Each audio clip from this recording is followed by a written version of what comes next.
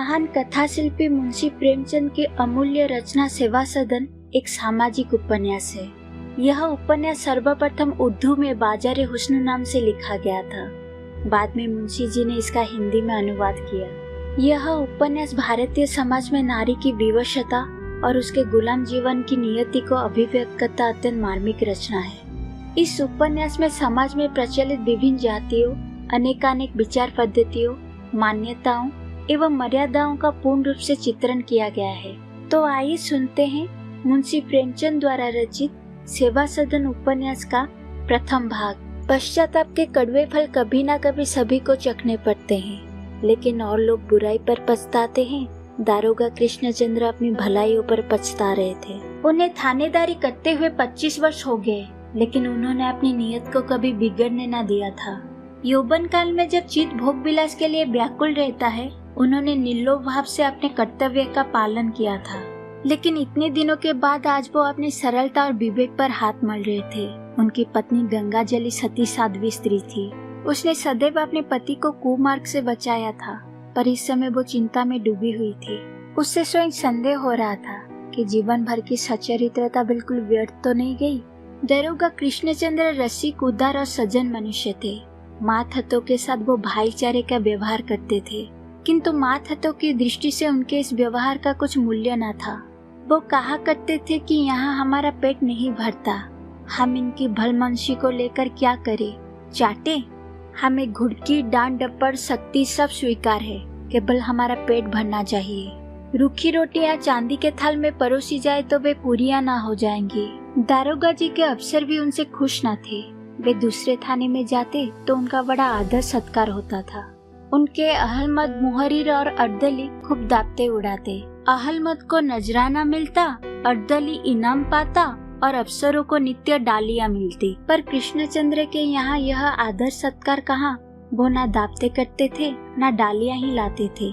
जो किसी से लेता नहीं, वो किसी को देगा कहाँ से। दारोगा कृष्णचंद्र की इस शुष्कता को लोग अभिमान समझते थे, लेकिन इतना निर्लोभ होने पर भी दारोगा जी के स्वभाव में किफायत का कोई नाम नहीं था। वो स्वयं तो शौकीन न थे, लेकिन अपने घर वालों को आराम देना अपना कर्तव्य समझते थे। उनके सिवा घर में 3 प्राणी और थे, स्त्री और 2 लड़कियां। दारोगा जी इन लड़कियों को प्राण से भी अधिक प्यार करते थे। उनके लिए अच्छे से अच्छे कपड़े लाते और शहर से नित्य तरह तरह की चीजें मंगाया करते। बाजार में कोई तरहदार कपड़ा देखकर उनका जी नहीं मानता था। लड़कियों के लिए अवश्य ले आते थे। घर में सामान जमा करने की उन्हें धुन थी। सारा मकान कुर्सियों, मेजों और अलमारियों से भरा हुआ था। नगीने के कलमदान, झांसी के कालीन, आगरा की दरिया बाजार में नजर आ जाती तो उन पर लट्टू हो जाते। कोई लूट के धन पर भी इस भांति न टूटता होगा। लड़कियों को पढ़ाने और सीना पिरोना सिखाने के लिए उन्होंने एक ईसाई लेडी रख ली थी। कभी कभी स्वयं इनकी परीक्षा लिया करते थे। गंगाजली चतुर स्त्री थी। उन्हें समझाया करती थी कि जरा हाथ रोक कर खर्च करो। जीवन में यदि और कुछ नहीं करना है तो लड़कियों का विवाह करना ही पड़ेगा। उस समय किसके सामने हाथ फैलाते फिरोगे? अभी तो उन्हें मखमली जुतियां पहनाते हो। कुछ इसकी भी चिंता है कि आगे क्या होगा? दारोगा जी इन बातों को हंसी में उड़ा देते। कहते जैसे और सब काम चलते हैं वैसे ही वो काम भी हो जाएगा। ऐसी बातें करके मेरे ऊपर चिंता का बोझ मत डालो। इस प्रकार दिन बीतते चले जाते थे। दोनों लड़कियां कमल के समान खिलती जाती थी। बड़ी लड़की सुमन सुंदर, चंचल और अभिमानी थी। छोटी शांता भोली, गंभीर, सुशील थी। सुमन दूसरों से बढ़कर रहना चाहती थी।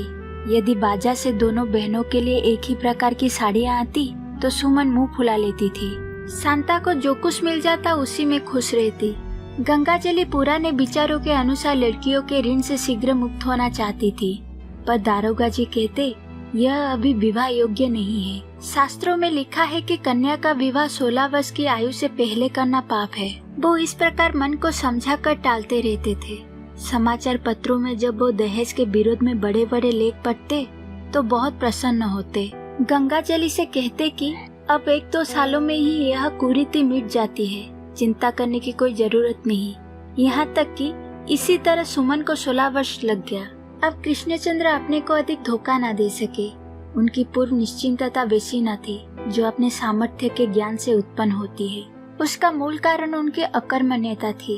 उस पत्थर की भांति जो दिन भर किसी पेड़ के नीचे आराम से सोने के बाद संध्या को उठे और सामने एक ऊंचा पहाड़ देखकर हिम्मत हार बैठे।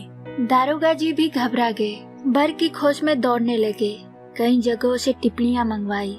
वो शिक्षित परिवार चाहते थे। वो समझते थे कि ऐसे घरों में लेन देन की चर्चा न होगी, पर उन्हें देखकर बड़ा आश्चर्य हुआ कि बरों का मोल उनकी शिक्षा के अनुसार है। राशि वर्ण ठीक हो जाने पर जब लेन देन की बात होने लगती तब कृष्णचंद्र की आंखों के सामने अंधेरा छा जाता था। कोई 1000 सुनाता, कोई 5000 और कोई उससे भी आगे बढ़ जाता। बेचारे निराश होकर लौट आते। आज 6 महीने से दारोगा जी इसी चिंता में पड़े हैं। बुद्धि काम नहीं करती। इसमें संदेह नहीं कि शिक्षित सज्जनों को उनसे सहानुभूति थी, पर वो एक न एक ऐसी पक निकाल लेते थे कि दारोगा जी को निरुत्तर हो जाना पड़ता था। एक सज्जन ने कहा, महाशय, मैं स्वयं इस कुप्रथा का जानी दुश्मन हूँ, लेकिन करूँ क्या? अभी पिछले साल लड़की का विवाह किया, 2000 रुपए केवल दहेज में देने पड़े, 2000 खाने पीने में खर्च करने पड़े। आप ही कहिए, यह कमी कैसे पूरी हो? दूसरे महाशय इतने अधिक नीति कुशल थे कि बोले, दारोगा जी, मैंने लड़के को पाला है, सहस्र रुपए उसकी पढ़ाई में खर्च किए हैं। आपकी लड़की को इससे उतना ही लाभ होगा जितना मेरे लड़के को। तो आप ही न्याय कीजिए कि यह सारा भार मैं अकेला कैसे उठा सकता हूँ। कृष्णचंद्र को अपनी ईमानदारी और सच्चाई पर पश्चाताप होने लगा। अपनी ईमानदारी पर उन्हें जो घमंड था वो टूट गया। सोच रहे थे कि यदि मैं पाप से ना डरता तो आज मुझे यूं ठोकर ना खानी पड़ती। इस समय दोनों स्त्री पुरुष चिंता में बैठे हुए थे।